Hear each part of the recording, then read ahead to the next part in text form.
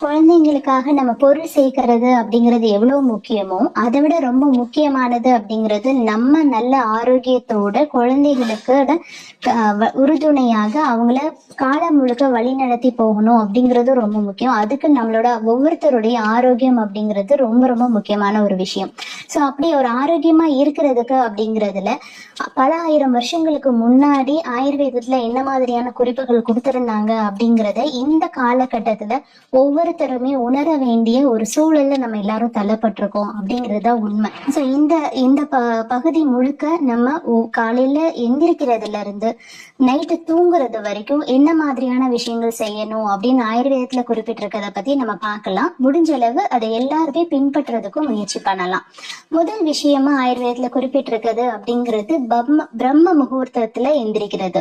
So பிரம்ம முகூர்த்தத்துல எந்திரிக்கிறதுன்றது பல பதிவுகள்ல நிறைய பேர் சொல்லி நீங்க கேள்விப்பட்டிருப்பீங்க. பிரம்ம முகூர்த்தத்துல எந்திரிச்சு பூஜை பண்ணணும், பிரம்ம முகூர்த்தத்துல எந்திரிச்சு குழந்தைங்களுக்கு படிக்க வைக்கணும் அப்படின்னு நிறைய விஷயங்கள் நம்ம பார்த்திருப்போம்.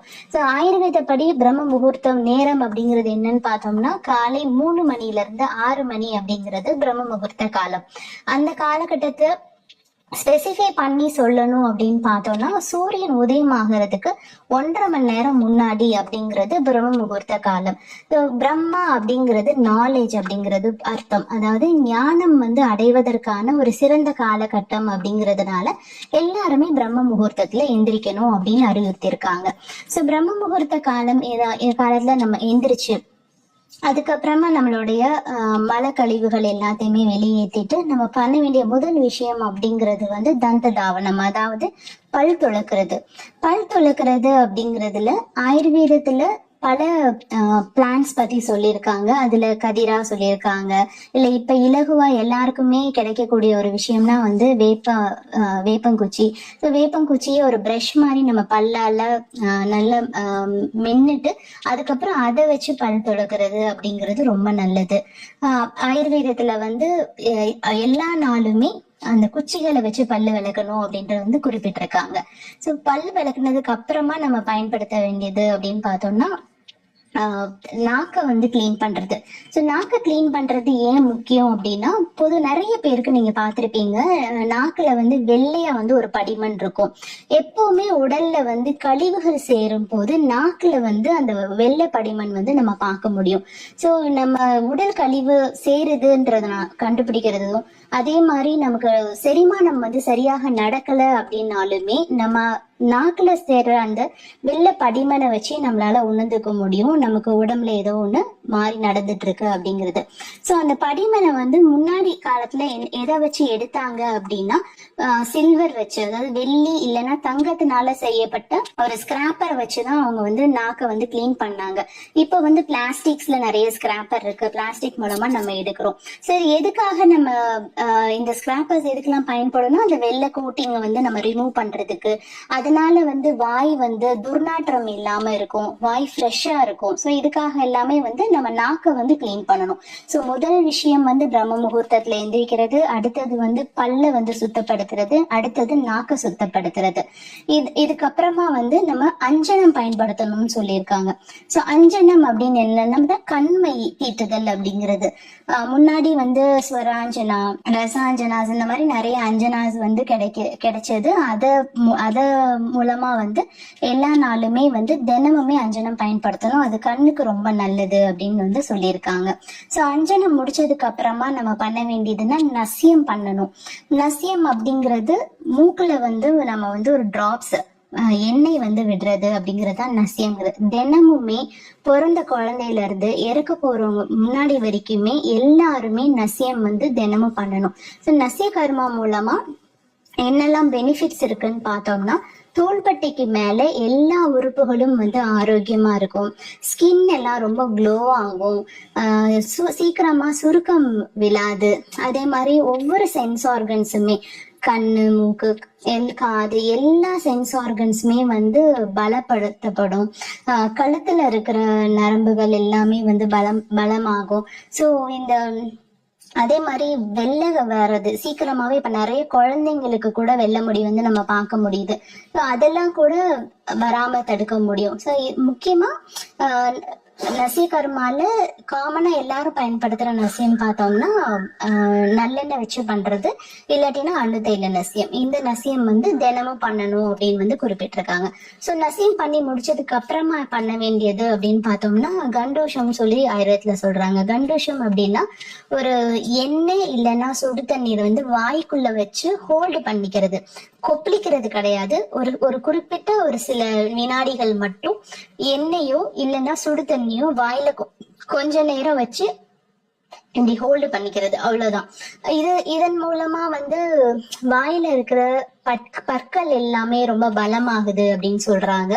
அதே மாதிரி தேவையில்லாத டாக்ஸின்ஸ் எல்லாமே நம்ம ரிமூவ் பண்ண முடியும் அப்படின்னு சொல்றாங்க. சோ இது வந்து கண்டூஷம் வருது. இதுக்கப்புறமா நம்ம பண்ண வேண்டியதுன்னு பார்த்தோம்னா தூமம். தூமம் அப்படிங்கிறது வந்து புகையை வந்து காட்டுறது. நிறைய விதமான புகை காட்டுறது மட்டுமே ரொம்ப பெரிய ஒரு சாப்டர். நிறைய விதமான புகைகள் இருக்கு. அதுல காமனா எல்லாருமே நம்ம பயன்படுத்திக்கலாம் தினமும் அப்படின்னா, நீங்க மஞ்சள் திரியை வந்து நம்ம காட்டலாம். வெறும் மஞ்சள் கிழங்க வந்து நெய்யில் தொட்டு அதை வாட்டி அந்த புகையை உள்ள சுவாசிக்கிறதுன்றது நல்லது. அப்படி இல்லாட்டினா மஞ்சள் வந்து பேஸ்ட் மாதிரி அரைச்சு அதை ஒரு துணியில, வெள்ளை துணியில ஒரு 5 தடவை, ஒரு தடவை போட்டு காயணும், திரும்ப போட்டு காயணும், அந்த மாதிரி ஒரு 5 வாட்டி போட்டு காய வச்சு அதை திரியா எடுத்து அதை வந்து நெய்ல டிப் பண்ணி அதை லேசா ஒரு தீயில காமிச்சு அதை சுவாசிக்கலாம். இதுவும் வந்து இது வந்து நம்ம சுவாசிக்கணும்னு சொல்றதுனால ரொம்ப நேரம் அதை போட்டு புகை காட்டுறதுன்றது பண்ணக்கூடாது. ஜஸ்ட் ஒரே ஒரு சிப்பு கொஞ்சம் தூரமா வச்சு அந்த புகையை உள்வாங்கிக்கிறணும். இதுவும் வந்து ரொம்பவே நல்லது. தோஷாஸ் எல்லாத்தையுமே நார்மல் பண்ணும். ஸோ இதுக்கப்புறமா நம்ம பண்ண வேண்டியது அப்படின்னு பார்த்தோம்னா அபியங்கம், அதாவது ஆயில் மசாஜ். ஸோ ஆயில் மசாஜ்ன்னு பார்க்கும்போது பொதுவாகவே உச்சந்தலையில இருந்து உள்ளங்கால் வரைக்கும் நம்ம என்ன தினமுமே வைக்கணும் அப்படின்னு ஆயுர்வேதம் வந்து வலியுறுத்துறாங்க. இதன் மூலமாக நம்ம வாழ்நாட்களை வந்து அதிகப்படுத்த முடியும். நம்ம வாழக்கூடிய நாட்களை அதிகப்படுத்துற தன்மை வந்து இந்த ஆயில் மசாஜுக்கு இருக்குன்னு சொல்றாங்க. அதே மாதிரி உடம்ப வந்து ரொம்ப ஸ்ட்ரென்தன் பண்ணும், எலும்புகளை வந்து வலுப்படுத்தும், கண்ணை வந்து கண் பார்வையை அதிகரிக்கும், உடம்புக்கு ஒரு க்ளோ கொடுக்கும், உடம்பு வந்து ஒரு காம்ப்ளெக்ஷன்ஸ் இன்க்ரீஸ் பண்ணும். ஸோ இந்த காரணங்களுக்காக எண்ணெய் வைக்கணும். எண்ணெய் வைக்கிறது அப்படிங்கிறதுல கண்டிப்பா உச்சந்தலையில இருந்து பாதம் வரைக்குமே தினமுமே எண்ணெய் வைக்கணும் அப்படின்னு ஆயுர்வேதா சொல்றாங்க. சரி, எண்ணெய் வச்சதுக்கு அப்புறமா குளிக்கணுமா அப்படின்னா இல்ல.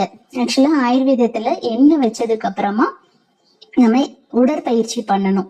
உடற்பயிற்சி அப்படின்னதுமே இப்ப நிறைய பேருக்கு ஒரு ஒரு 2 விதமான நபர்களை பார்க்க முடியுது. ஒண்ணு, அதிகமா நம்ம உடற்பயிற்சி பண்ணணும், அப்பதான் நம்ம வந்து சினிமா ஸ்டார்ஸ் மாதிரி ரொம்ப ஃபிட்டா இருக்கலாம் அப்படின்னு ஒரு சிலர் இருக்கிறாங்க. சிலர் வந்து உடற்பயிற்சினாவே பயமா இருக்கு, நிறைய மரணங்கள் வந்து உடற்பயிற்சினால வர மாதிரி நம்ம நிறைய டிவிக்கள்லாம் பாக்குறோம் அப்படிங்கிற மாதிரி ஒரு இது. ஆயுர்வேதத்துல உடற்பயிற்சி பத்தி என்ன சொல்லியிருக்காங்க அப்படின்னு பார்த்தோம்னா, உடற்பயிற்சி அப்படிங்கிறது சாதாரண பொதுவா நம்ம எதுக்காக பண்ணணும் அப்படின்னு ஆயுர்வேதா சொல்லுது அப்படின்னா, நம்மளோட தேவையில்லாத ஒரு கழிவுகள் நீக்கிறதுக்கு. நம்ம உடம்பு வந்து ரொம்ப லெகுவா, ரொம்ப லைட்டா வந்து ஃபீல் பண்ண வைக்கும். எக்ஸஸா இருக்கக்கூடிய ஃபேட்டு அது எல்லாத்தையுமே வந்து அது வெளியேற்றும். நம்மளுக்கு நிறைய ஸ்ட்ரென்த் கொடுக்கும், நம்மளால இன்னும் அதிகமா வந்து ஒர்க் பார்க்க முடியும். ஸோ அதனால கண்டிப்பா எக்ஸசைஸ் பண்ணணும். ஆனா அந்த எக்ஸசைஸ் வந்து எப்படி பண்ணணும், எந்த அளவுக்கு நம்ம பண்ணணும் அப்படின்னு ஆயுர்வேதம் பரிந்துரை பண்றாங்க அப்படின்னா, நீங்க பண்ணக்கூடிய எக்ஸசைஸ் வந்து உங்களோட பலத்துல பாதி தான் பண்ணணும்னு சொல்றாங்க. நீங்க உங்களோட ஸ்ட்ரென்த்துக்கு, உங்களோட கெப்பாசிட்டிக்கு, உங்களால எவ்வளவு பண்ண முடியும்னு நீங்க நினைக்கிறீங்களோ அதுல பாதி அளவு தான் நீங்க ஒவ்வொரு நாளும் எக்ஸசைஸ் பண்ணணும் அப்படின்னு ஆயுர்வேதா சொல்லுது. ஸோ பாதி அளவுன்றது எனக்கு எப்படி தெரியும், என்னோட கெப்பாசிட்டி எவ்வளோ, நான் எவ்வளோ பண்ண முடியும், அதுல நான் பாதி பண்ணணும்னா அது எப்படி அப்படின்னு சொன்னோம்னா, நம்ம உடற்பயிற்சி பண்ணிட்டு இருக்கும் போதே நமக்கு நெத்தியில வேர்வை பூத்துருச்சு அப்படின்னாவே நம்ம எக்ஸசைஸை ஸ்டாப் பண்ணிடணும். இல்லை உடம்புல வேற அங்கங்க வேர்க்க ஆரம்பிச்சிருச்சு அப்படின்னா நீங்க ஒரு பாதி அளவை அட்டைன் பண்ணிட்டீங்கன்னு அர்த்தம். அந்த நேரத்துல நீங்க வந்து ஸ்டாப் பண்ணிடணும். அண்ட் அதிகமான எக்ஸசைசஸ் பண்ணோம் அப்படின்னா வாந்தி, மயக்கம் வரும். அதே மாதிரி தலை சுத்தல் வரும். உங்களுக்கு ரொம்ப இமாஜினேஷனா ரொம்ப வந்து ஸ்ட்ரென்த்தே இல்லாம ஃபீல் பண்ணுவீங்க அப்படின்னு ஆயுர்வேதம் குறிப்பிட்டிருக்காங்க. அதுல ரொம்ப ஒரு முக்கியமான விஷயம் ஆயுர்வேதம் சொல்லியிருக்கிறது என்னன்னா, ஒரு ஊமையை பயன்படுத்தி அதிகமா எக்ஸசைஸ் பண்ணக்கூடாதுன்னு சொல்லியிருக்காங்க. அது என்ன அப்படின்னா, எப்படி வந்து ஒரு பலம் மிக்க ஒரு சிங்கம் வந்து ரொம்ப பலம் மிக்க ஒரு யானையோட சண்டை போட்டு அந்த யானையை கொன்னுட்டாலுமே அந்த சிங்கம் வந்து கொஞ்ச நேரத்துல இறந்துருமா. ஏன்னா அதோடைய மொத்த பலத்தையும் அது வந்து எக்ஸாஸ்ட் பண்ணிருச்சு. அதனால கொஞ்ச நேரத்துல அது இறந்துரும். அதே மாதிரி எக்ஸசைஸ் வந்து நம்ம எவ்வளவு பெரிய பலவானா இருந்தா கூட அது அளவுக்கு மீறி நம்ம வந்து உடற்பயிற்சி பண்ணும் போது நம்ம உடலை வந்து அது டெத்துக்கு நம்ம கொண்டு போகிறோம் அப்படின்னு ஆயுர்வேதத்துல சொல்லுது. சோ ஆயுர்வேதப்படி உடற்பயிற்சி பண்ணலாம், ஆனா கண்டிப்பாக தினமும் உடற்பயிற்சி பண்ணணும். ஆனா அவங்களுடைய பலத்துக்கு பாதிதான் உடற்பயிற்சி பண்ணணும்.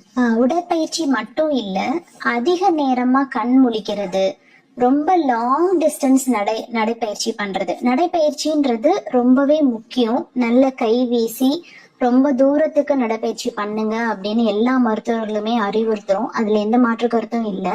ஆனா நம்ம உடலை வருத்துற மாதிரியான உடல்ல வாக்கிங் ரொம்ப நேரம் ரொம்ப அதிக தூரத்துக்கு நம்ம உடம்புக்கு மீறி நம்ம சக்திக்கு மீறி வாக்கிங் அப்படிங்கிறது பண்ணினாலும் சரி, இல்ல அதிக நேரம் இரவு முழிச்சிருந்தாலும் சரி, இல்லாட்டினா ஒரு பாலியல் செயல்பாடுகள்ல ரொம்ப அதிகப்படியா இன்வால்வ் ஆனாலும் சரி, இது மூணுமே வந்து நம்மளோட உடலை அழிக்கிறதுக்கு சமம். வெறும் அதிக உடற்பயிற்சி வந்து எப்படி நம்மள வந்து உடலை அழிக்கிறதுக்கு சமமா இருக்கும், அதே மாதிரி இந்த ஆக்டிவிட்டிஸ் எல்லாமே உடலை அழிக்கிறதுக்கு சமம் அப்படின்னு சொல்லியிருக்காங்க.